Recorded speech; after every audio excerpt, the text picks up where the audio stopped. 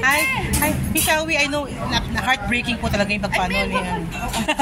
What are the things that you remember, fondest memories about kay Sir? Marami, kasi unang movie namin, mag-boyfriend pa sila ni Jackie, 1986, yung maaga mo lahat sa akin, tapos we did kahit mo na pag-ingin. As nag-asawa na sila, nagka-baby, inaanak ko yung panganay, si Ken. So talagang pare and mare tawagan namin. Yes. And si Ricky mahilig kumalitan. Yung pag, kahit saan kami, kahit party, kahit ng burol ng kaibigan, makikita ko ng mare.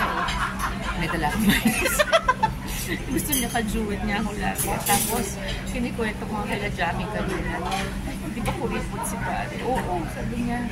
Meron officers pa kami ng KATP noon. Ako yung chairperson. Tapos si Daboy yung namin. So, may people na sama namin si Ricky. Kakain kami noon. Sabay-sabay. Tapos, mag-o-offer siya magbayad. Ako na, di kami naman talaga. So, papayagan ito mo. Pagdating ng waiter, bigyan yung card niya. Pagbalik ng waiter, biglang pabalik yung waiter, sir, dito namin tinatanggap yun. So, kung ano bang card mo? Pagkita ko, ID pa rin. Niloloko niya ka. Kaya nga, nabasa ko naman yung pantalon ko. Pero sabi ko kay Jackie, Jack, sinara ko talaga yung cap ng bottle. Talagang, kasi itatabi ko sa akin. Mahulog at alam ko mababasa ako. Tapos nung tumayo kami, dahil may service, may worship, tapos pagpupo namin na ganyan, ba't basa? Sabi ko, pagkain ko, tumatol. Okay. So sabi ko, si pare, ngayon kasi niluloko ko, kaya alam ko yung nagkikwento ko kay Jackie. And bro, nagalit, tapos ginugol niya pati school of people. Feeling ko lang yun. Ano yung favorite na kinakanta niyo na duet?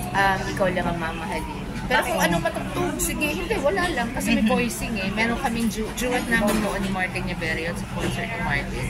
So ay mahilig kantahin ni Ricky. Sinasabihan ko siya may second voice. Ano siya, when was the last time you talk? Nakita mo po siya? Matagal. You know, this is the problem. You make friends, especially in showbiz na when you make friends. You know your friends, pero your busyness takes you away. Yes. Takes you away. Kahit kami ni Jackie, nag-recommend kami. Kailan lang eh, but we've been friends since we were teenagers. But never nawala yung love at saka yung friendship. Gano'n naman. Nabalitaan niyo pa ba nung may sakit siya?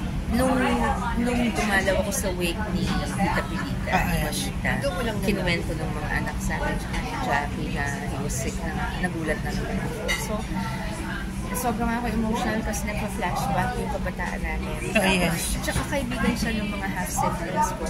Okay. Sa side ni Daddy. Yung mga anak ni Daddy. So, like ko siya nakikita kahit private na events ko.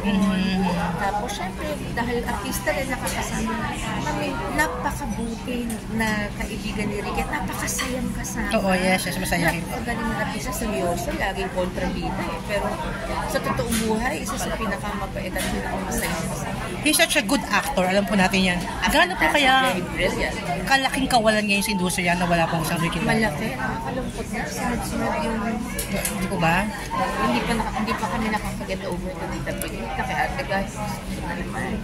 Pero si Ricky, meron na talagang friendship na talagang nakatrabaho ng ilang po. If ever po, no, kung narinig tayo, what is the message you want to tell him? Pare, we're going to miss you. The industry will miss you and we really feel your absence because we've lost a brilliant actor in which this is a pinakamasarap na trabaho. This is a pinakamasaya. But rest assured, we'll be here for the kids. Mahal namin kayo. So, enjoy them. Huwag mo na i-start rin si Tita Pilita sa Ate Guy. Baka naman pilitin mo na makipag-duet pa sa'yo. Patahimikin mo na. Baka sabihin nila, hanggang dito ba naman? I'm sure doon, perfect na boses. Mga ilang movies na pagsamahan niyo, Mega? Marami, no? Mga 3-4. I cannot pinpoint na. Pero thank you so much. Thank you so much, Mega. Thank you.